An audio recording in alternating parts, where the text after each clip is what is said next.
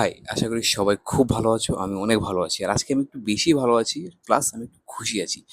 কারণ অনেক স্ট্রাগল করার পর গতকাল রাতের বেলা আমি কনটেন্ট মনিটাইজেশন সেটআপ অপশন পেয়ে গেছি। মানে অনেক স্ট্রাগল করার পর আমি এখন Facebook এ ভিডিও বানিয়ে টাকা ইনকাম করতে পারবো। মানে টাকা ম্যাটার করে না, বাট সব ক্রিয়েটারের একটা স্বপ্ন থাকে বা ড্রিম থাকে, যেটা বলতে পারেন কন্টেন্ট মনিটাইজেশন সেটআপ। তো থ্যাংক ইউ সো মাচ এত ভালোবাসার সাপোর্ট দেওয়ার জন্য। আপনাদের জন্যে আজকে আমি কন্টেন্ট মনিটাইজেশন সেটআপটা পেয়েছি। তো আজকে বিকেলে আমার ফ্লাইট, আমি আবার কলকাতায় ফিরে যাচ্ছি।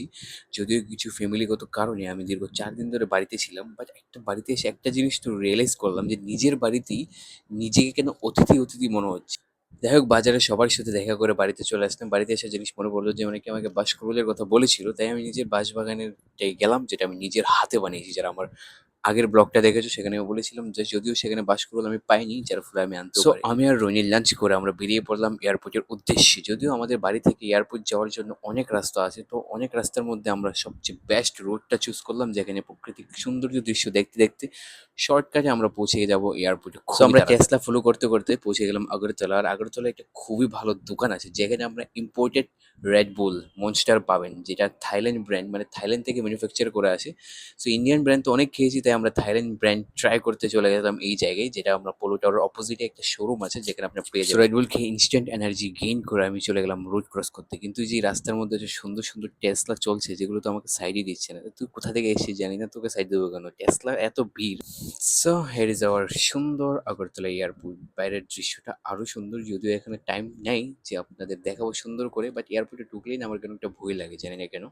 তো আমার কপালটা এতই খারাপ, আমার পাশে কখনো কেউ বসেই না, মেয়ে তো দূরের কথা। And it was very smooth landing. Indigo কোনোদিন আপনাদের ডিসঅ্যাপয়েন্ট করবে না। আর এসি বাচ্চা যে পুরো ফ্লাইটটাকে মাথায় তুলে রেখেছিল। এমনি তো ফ্লাইট উপরে ছিল, কিন্তু ওর জন্য আরও উপরে ছিল।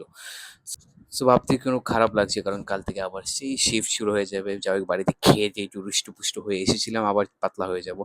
সো আমার ভিডিও যাদের ভালো লাগে, প্লিজ আমার ভিডিওতে কমেন্ট করো, শেয়ার করো, সাবস্ক্রাইব করো। যদি ইউটিউবে দেখো, প্লিজ শেয়ার করো, ফলো করে দিও। আমার ফলোয়ার খুব দরকার। আর যদিও চ্যানেলটা, এই পেজটা নতুন নতুন মনিটাইজ হয়েছে, তার জন্য একটু বেশি এঙ্গেজমেন্টের দরকার। প্লিজ কমেন্ট করো, যত পারো কমেন্ট করো, যা